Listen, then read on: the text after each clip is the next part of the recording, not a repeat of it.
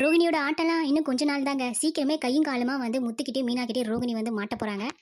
மீனா வந்து முத்துக்கிட்டே, ஸ்ருதிக்கிட்டே வந்துட்டு என்ன சொல்லிட்டாங்க அப்டின்னா, இந்த ரோகிணி தான் வந்து என் மேல கெட்ட பேர் வந்துரக்கூடாது, நம்ம குடும்பம்லாம் கஷ்டப்படக்கூடாது அப்டின்றதுக்காக செயின அடமானம் வச்சு அந்த 2,00,000 குடுத்துருக்காங்க அப்டின்னு சொன்ன உடனே, முத்துக்கும் ஸ்ருதிக்கும் செம ஷாக்கு.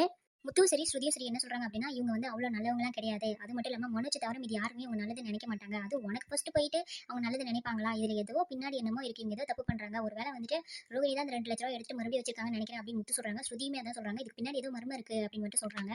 மனோஜ் இந்த சீரியல்ல ரொம்பவே அடிமுட்டாலாம் வந்து காமிக்கிறாங்க. ஸோ வந்து கடையில வந்துட்டு திருஷ்டி பொம்மை வைக்கிறவன் ஒருத்தன் வரான். அதை பார்க்கும்போது எங்கேயோ பார்த்த மாதிரி இருக்கே அப்படின்னு ரோஹிணி வந்து யோசிச்சு பார்க்கும்போது, இது ஒரு நாள் ஆன்ட்டி தலையில மாவு கொட்டுச்சு. அப்ப எடுத்த ஃபோட்டோ தானே இது. இது உங்க அம்மாடா அப்படின்னு வந்து மனோஜ் கிட்ட சொல்றாங்க. என்னது எங்க அம்மாவா அப்படின்னு சொல்லிட்டு ஆச்சரியமா பார்க்கறாரு. அந்த திஷ்டி பொம்மை விற்கிறவன் என்ன சொல்றான் அப்படின்னா, இது வந்து ஆந்திராவில் சரி ஃபேமஸ் ஆயிடுச்சு. இந்த ஃபோட்டோ வச்சோம் அப்படின்னா நமக்கு திஷ்டியே நம்ம கடையில வந்து விழவே விழாது அப்படின்னு வந்து சொன்னோடனே, ஏன்டா இது மாதிரி எங்க அம்மாவை கூவி கூவி விற்கிறேன். இனிமே இந்த ஃபோட்டோ யாராவது விற்கிறத பார்த்தனா உன்னை தொலைச்சிடும் அப்படின்னு சொல்லிட்டு மனோஜ் வந்து மிரட்டுறாரு.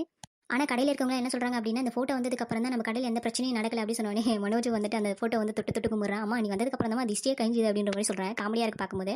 எதுக்குடா இந்த தேவையில்லாத கண்டென்ட் அப்படின்ற மாதிரி வந்து மீனா பின்னாடி ஒருத்தனை சுத்தின மாதிரி காட்டுறாங்க. ஸோ அவன் வந்துட்டு மீனா வந்து ரொமான்டிக்கா பார்த்துட்டு இருக்கான். அப்போ வந்து பார்த்துட்டே இருக்கும்போது மீனா வந்து அவன் மூஞ்சில ஸ்ப்ரே அடிச்சலாம் அப்படின்னு சொல்லிட்டு கிட்ட போனா அவன் பயந்து ஓடியே போயிட்டான். இதை அவன் தங்கச்சி கேட்டுட்டு சிரிக்கிறாங்க.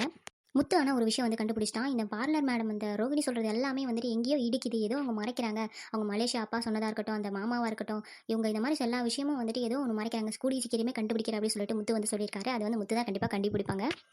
ஆனா அவ்வளோ சீக்கிரம் ரோகிணியோட உண்மையை கண்டுபிடிச்சிட்டாலும் வந்துட்டு சீரியல் வந்து இன்ட்ரெஸ்ட்டாக போகாது. ஏன்னா ஒரே ஒரு ட்விஸ்ட் இருக்குது, ரோகிணியோட விஷயம் மட்டும்தான். ஸோ இது வந்து அது இந்த சீரியல் ஓடுற வழியும் ரோகிணி லாஸ்ட் வழியும் சீக்கிரட்டாகவே கொண்டு போவாங்க அப்படின்னு தோணுது. ஸோ உங்களுக்கு என்ன தோணுது இந்த சீரியலை பற்றி அப்படின்றத கமெண்ட்ல சொல்லுங்கள். பாய் பாய்.